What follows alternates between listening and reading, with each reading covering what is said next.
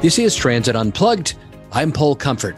Good to be with you on another edition of the world's leading transit executive podcast, Transit Unplugged News and Views this week with our special guest, Jarrett Walker. This is part one of our interview with him. He's one of the world's leading transit planners and consultants and has worked with transit agencies around the globe to help them make sure they're meeting the current needs of their customers and rebooting bus routes. I think you'll find this a fascinating interview. Be sure to stay tuned for that. First off, we'll come to you with some big news from the public transit industry. And then at the end of today's shows, we'll take a look at the future of public transportation with a couple of locations I'm going to be at, giving away free autographed copies of our new #1 best-selling book, Conversations on Equity and Inclusion in Public Transportation. We'll tell you all about that at the end of the show, and where I'll be in London and LA over the next few weeks. But first, headline news from the public transportation industry.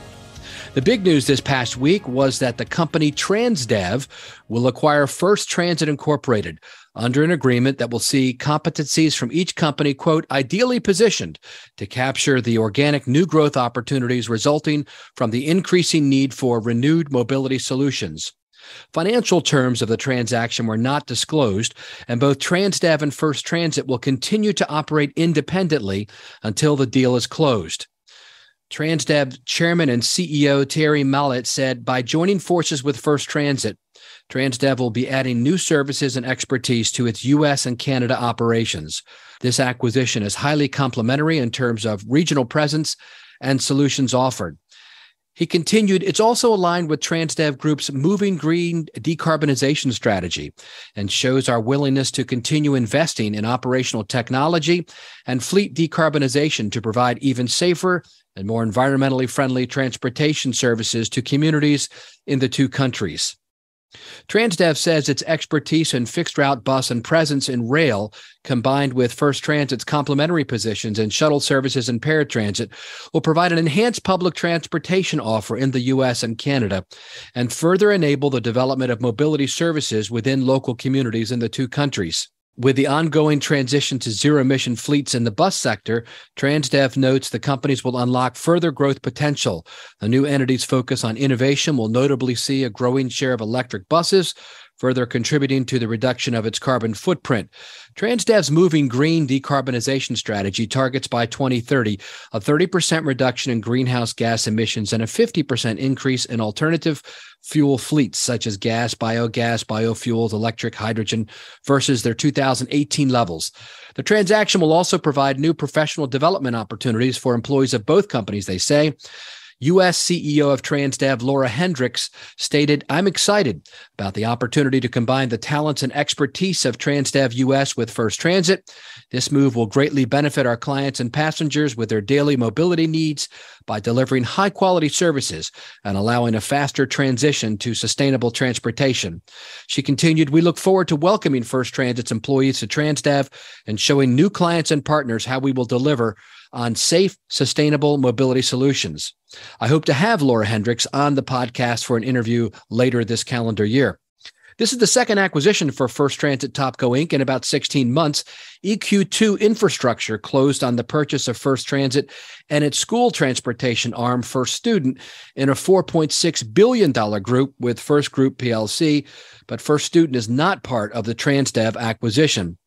Cincinnati-based First Transit was founded in 1955 and transports 300 million passengers annually in North America. EQT Infrastructure explains that under its ownership, significant investments were made in First Transit, bolstering the company's organization, operations, and digital technology platform. First Transit CEO Brad Thomas said, over the past few years, First Transit has continued its track record of growth, creating value for our investors, passengers, partners, and employees. As we embark on this new chapter with Transdev North America, we thank our partners at EQT for investing in us and our mission. We're excited about the future and look forward to what's ahead. So big news, Transdev acquiring First Transit here in the U.S. and Canada. Switching now to Washington, D.C., the Washington Metropolitan Area Transit Authority, WMATA, has begun fare enforcement as of November 1st, where Metro Transit police officers could issue citations of $50 to $100 to violators. The enforcement follows a month-long campaign educating riders that WMATA's system requires a fare, as well as potential fines should they be caught without a valid fare. At the start of the awareness campaign, WMATA General Manager and CEO Randy Clark explained, quote, "There are costs associated with running the community's transit system, and therefore the necessary revenues must exist to deliver services the community needs." WMATA says not only is fare recovery a top concern among riders, but fare evasion was conservatively estimated at a total of $40 million in fiscal year 2022, a significant factor given that the authority is working to bridge a nearly $185 million shortfall in its upcoming budget. WMATA explains it's working with local partners to offer resources to make public transit more equitable and affordable, which includes a low-income fare pilot in the district. Other methods that would prevent customers from entering rail stations without paying are being explored by WMATA, and they include fare gate modifications. Prototypes will be installed as a pilot at a selected rail station. Some of the modifications being explored include physical deterrents on top of fare gates and high barriers. And finally, headed up to Boston in the U.S., Steve Poftak will be leaving the Massachusetts Bay Transportation Authority as CEO, with January 3rd, 2023 set as his final day as general manager of the authority. In a letter to MBTA staff, Poftak, a former guest here on the podcast, called serving as general manager, quote, "the experience of a lifetime," and noted that while he'll be leaving the authority in January, his support of the MBTA and its workforce will continue. He said, "While we have faced and will continue to face challenges, I believe in the strength and resilience of the MBTA. As I look back on my 4 years as general manager, I take great pride in what we've accomplished together." Well, that's it for a look at the headline news for the public transit industry.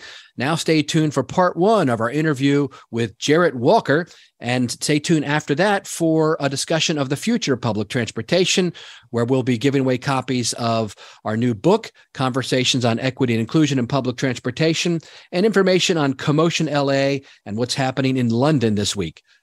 All that on this edition of Transit Unplugged News and Views. This is Transit Unplugged. I'm Paul Comfort. Good to be with you on another edition of the world's leading transit executive podcast, Transit Unplugged News and Views this week with Jarrett Walker, consultant and author. Jarrett, thank you so much for being with us today on the podcast. My pleasure. Thanks, Paul. Good to see you. Yeah, good to see you too, man. Jarrett, as you know, heads up a group called Human Transit. His website is humantransit.org, a great resource for lots of information of what he's doing. Jarrett, tell us basically what you do for those who maybe aren't familiar. Well, I run a consulting firm called Jarrett Walker and Associates, and we are specialists in anything to do with network planning, network thinking about public transit. Much of our work is redesigning bus networks. That's one of the things we're famous for. But we do a variety of other policy and executive consulting and training, mostly relative to thinking about public transit networks and how they relate to infrastructure and how to make good decisions about what kind of service to run, where to go, and how frequently, and how that all adds up to a network. Yeah, that's very important stuff for us here in the transit industry, especially now coming out of COVID. You know, we've had a period of 18 months to 2 years, depending on where you live, where you've been in lockdown. And to me, mobility is the opposite of lockdown. And so we got to make sure we're getting mobility right now, wouldn't you think? That's right. Yeah. Yeah. So, Jarrett and I have known each other off and on. I mean, haven't really talked a lot, but have known of each other for many years. I was first introduced to Jarrett through Tom Lambert in Houston. When I was CEO of MTA in Baltimore, we wanted to reboot our network. Jarrett and I were just talking offline how that I remember in 2016, all the CEOs at APTA went down, I think it was to Florida, to a CEO conference. And everyone, you know, I don't want to say the hair was on fire, but metaphorically speaking, you know, what are we going to do? You know, this is like the 6th or 7th year in a row we've had reduced ridership. The politicians aren't going to fund us if we keep having less riders. And they say, why should I give you more money for less riders? And Jarrett worked with the Houston Metro in Harris County down there to reboot their bus networks. And to me, it was a demarcation line in the public transit industry in the last 20 years, because after you did that, Jarrett, and worked with their staff there, tremendous things happened. They started to see an uptick in ridership. I remember that, I think that was 2016. And then in 2017, 7 more cities kind of followed that model, Vegas and a few others. And then 18 and then 19, finally, ridership was up across the industry. Tell us what you did. Well, first of all, I don't want to sound like an action hero here. I didn't do Houston all by myself. Right. It was a great team involving a great Texas firm called TEI that handled all of the local, that handled a lot of the local knowledge. There was a great team of local partners in outreach, partners from academia. And there was also some really effective board and staff leadership. I would particularly call out Christoph Spieler, without whom it definitely would have not happened. He was the Houston Metro board member who took ownership of the project and sank his teeth into it and would not let go, and essentially, educated his fellow board members and was able to bring a majority of them along in this really big redesign of the network. So what I did in leading the design work was to look at an existing network that was an understandable response to the Houston of the 1950s or 60s. It was a largely radial network. Almost all the buses went downtown. The buses were in some were mostly not very frequent. They were not very well connected with each other. It was very difficult to make trips where the beginning and end weren't on the same bus route. And above all, I would say, the city had become multi-centric since this bus network had been laid down. It was overwhelmingly focused on downtown Houston, but if you know Houston, you know that there are actually several downtowns. You look out over Houston and there are several clumps of quite large towers. In fact, the tallest building in Houston is not downtown. So there was a need, obviously, for a much more polycentric system, recognizing that the city had much more the shape of Los Angeles now, and needed a more of a Los Angeles-shaped transit system, which is to say, all directional and focused on trips to and from places all over the place, because there isn't a single center.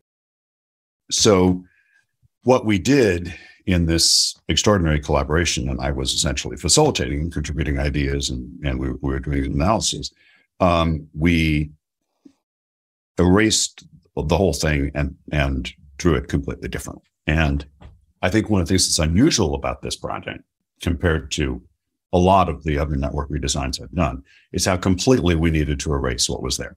What was there was just completely wrong. And it's not to say that we aren't still running on a lot of the streets they used to run on, but the whole structure was wrong. And so we redesigned the system from scratch. We said, what does the city look like now? What are the travel patterns now? What can we infer from the land use patterns now? And it turned out that what we needed, much like, something like what Los Angeles already has, which is a high frequency grid pattern that makes it possible to travel between any 2 points with a single transfer. And and as much as could be afforded, that makes that possible at high frequency with a short wait. And actually, there are many other, this happens to be an immensely efficient form of network structure where you have an anywhere to anywhere kind of network pattern. Even rather downtown oriented places. I mean, you think of Portland, for example, which is a place that's famous for its downtown, has since 1982 had a high frequency grid, and many of its most productive, many times in its history, the most productive lines have actually been non-downtown lines that were running perpendicular to the routes into downtown. We could talk more about why, but so the point is, it's an efficient structure, and it was especially right for Houston because Houston had so many centers and needed service to so many different places, not just downtown. So that was our role. And I guess the other part of my role working with Christoph was to take the board through understanding that they had to make a choice about how important ridership was to them as the only goal, because it's necessary to balance, because if ridership were the only goal, you just wouldn't go to a lot of places. You wouldn't serve a lot of people who are in hard to serve places. And I'll talk more about the geometry of that if you like. And so taking the board through that process and getting them to make a decision about how much to focus on ridership was the other really important part of, what Christoph and I were doing kind of from opposite sides of the podium in the board work. It's interesting. The big debate, so to speak, I think has been, and I think it's shifting where the dial is landing, is this frequency versus coverage. Talk to me about that a little bit. So, if the goal of your network were ridership, and I will never tell you that it should be. As a consultant, I am always saying if this is what you want, then that's like thinking like a business. And what a business does is choose which markets it will enter. A business does not feel obligated to be there for everyone. It's there where there's a market and where it feels it can succeed. When we allow ourselves to be judged on ridership, and when we fall into the pattern of talking about ridership as though it's our only measure of success, we're essentially, our transit agencies are getting framed unfairly because they're being judged as businesses, even though they are not businesses, their policy boards are nothing like the boards of businesses where everyone has made a commitment to the goal of profit. It's just nothing like that. And because they're not businesses, ridership is not the only thing they're trying to do. You may think that that's the only thing they're trying to do. It may seem natural, but as soon as you go to a board of directors and show them what their network would look like if ridership were the only goal, you discover that that's not their only goal. Even if they haven't thought about it until then, once they see that map, it becomes obvious that that's not their only goal. Because you're leaving off all kinds of underserved people, right? You're leaving off basically, so the thing to understand here, and now I'm about to say something that will sound like I'm insulting your neighborhood, so let's take this. There are some geometric facts about how a community is laid out, the pattern of development, the pattern of the street network, which determine how many people a bus can serve as it drives through the area. Those are features like density, which is to say how many people and destinations are around in the fixed area around a stop. Includes things like walkability. Can the people around the stop walk to the stop, given the barriers? It includes linearity, which means can the bus drive in a reasonably straight line that other people on the bus will find to be a reasonable path? It doesn't have to meander. And those factors are just geometric facts about your neighborhood. They aren't about you. They aren't social or demographic observations. It's just the geometry of how the layout of the neighborhood interacts with what a bus is and what a bus can do. And so if you have high density walkability and linearity, and I want to maximize ridership, I will go to your neighborhood with very frequent service, because there I know that if I put down a bus stop, there are lots of people to benefit from it. They can walk to it, and I can serve them on a reasonably direct path. Those are all winning features.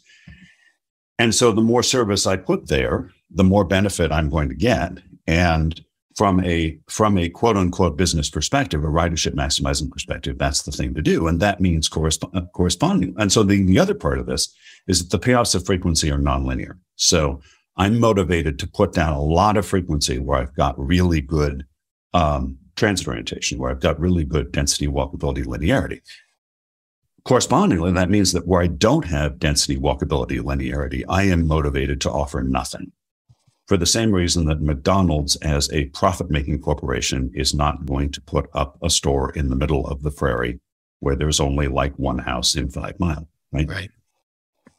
And it's not because McDonald's disapproves of the people who live, of the rancher who lives in that house. It's just that they're a business and they're going where there is a sufficient concentration of demand in the form in which they can serve. And that's exactly what high ridership planning does. So yeah, a high ridership network is a high frequency network because the payoff of frequency is nonlinear, especially in that range of like getting from a 30-minute frequency up to a 15 or 10-minute. So that's the geometry. That's the math that presents us with the ridership coverage trade-off, or the frequency coverage trade-off, if you prefer. So coverage is this other thing that we do instead of high ridership service. And for most of my career, transit executives around me have talked as though Well, ridership is what we want to do, but then there's politics, and politics sometimes require us to do a low ridership thing. And I wanted to say, no, wait a minute. Let's describe this more fairly and neutrally. Let's say that competing with a goal of ridership is this other goal, which I call coverage, which is simply people's expectation that you be there for everyone. And when you go out to the public with a proposed network that is ridership maximizing and that deletes service to low ridership places, those people come to your board and they say, hey, we're taxpayers too. We are entitled to some of this service, or we need this service very badly. We won't. And when boards say yes to that, they're saying yes to something that is not a ridership goal. And so all I want them to do is say that at the level of policy, instead of just saying it one by one as individual issues come up. And so that's why we've always encouraged transit agencies to adopt policy. And you can phrase this policy in several ways, but the basic idea is tell your staff what the goal is and tell your staff what the balance of competing goals is and how much you do want to spend on coverage services as opposed to ridership services. So that then you know, and so that then future service planning decisions can be reported back to you in those terms. Okay, we are now, when we make this service change, we'll be, turning the dial toward coverage and away from ridership or vice versa. So the board always knows what's happening, because otherwise they can't fairly judge what's going on, because you should not be criticizing transit agencies for the low ridership in service whose purpose isn't ridership. That's perfect. That's not the goal.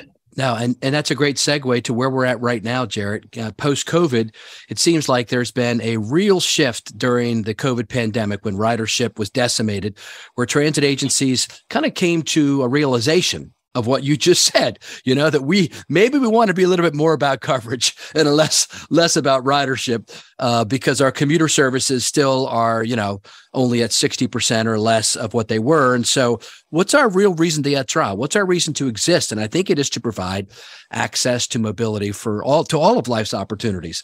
So coming out of COVID, are you finding that agencies are more focused on kind of that equitable, inclusive nature of bus routes, like the work you're doing at TriMet and other places? Well, I think we can take that apart into a few different strands. Good. First of all, COVID destroyed rush hour.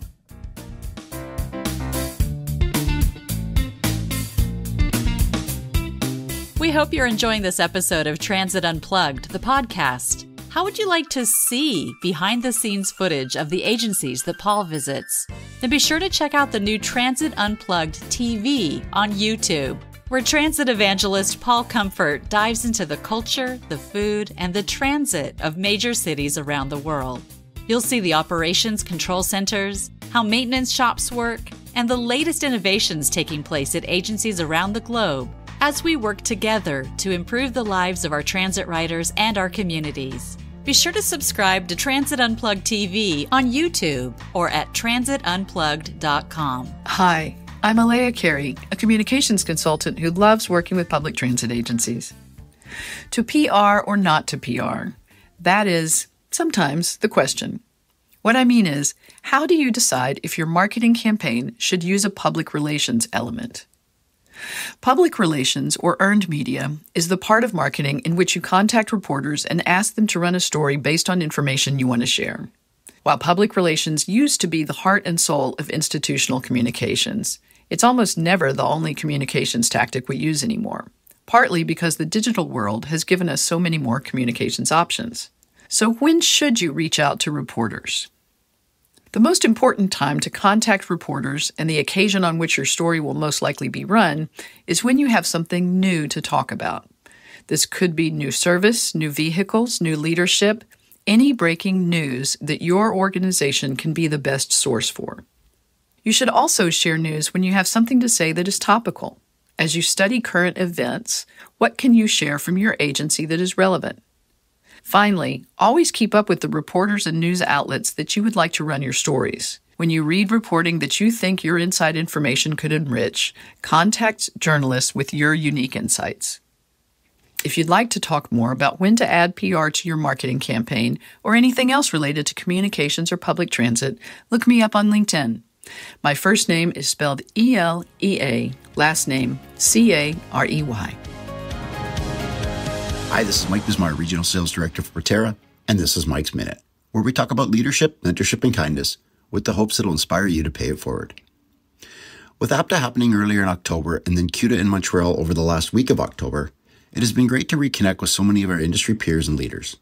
Like APTA, CUDA also had record attendance, evidence again that people were excited to get back to face-to-face meetings, as this was the first CUDA trade show since 2019.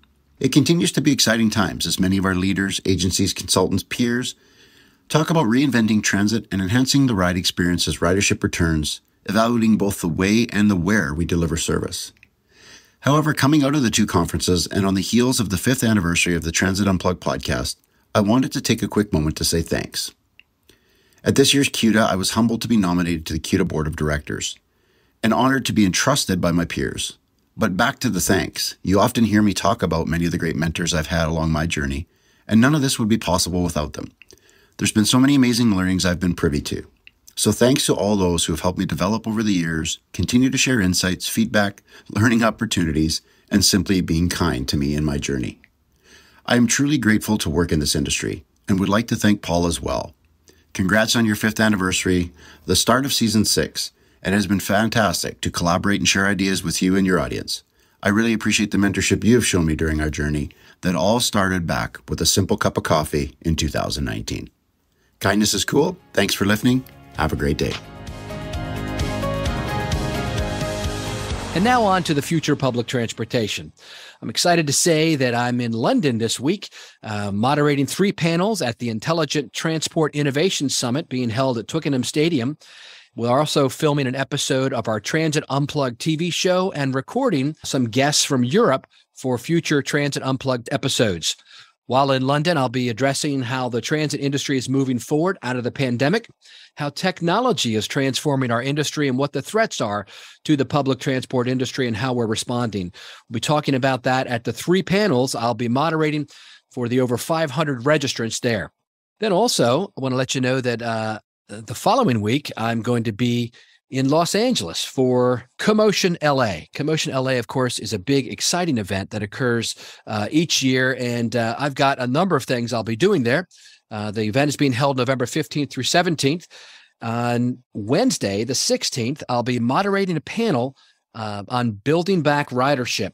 That's on Wednesday at 11:15 a.m. I'm very excited about it. We've got some great panelists there, including Jennifer Vides, the Chief Customer Experience Officer at LA Metro, Greg Spots, the Director of the Seattle Department of Transportation, David Degason, Vice President, Business Development of Cubic, and Shinpei Tusei, Global Head of Cities and Transportation and Policy at Uber. And we're going to be discussing how we're bringing back riders. That ought to be a great panel. Again, that'll be held at 11:15 a.m. on Wednesday, the 16th. Later that day, I'll be doing a book signing and giveaway on Wednesday, the 16th at 3:20 p.m. during the break at the Transloc booth, who's sponsoring the event. I'll be giving away signed copies of the book.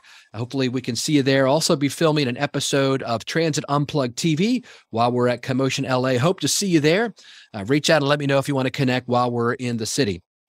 And finally, I wanted to read to you from King County Metro General Manager Terry White.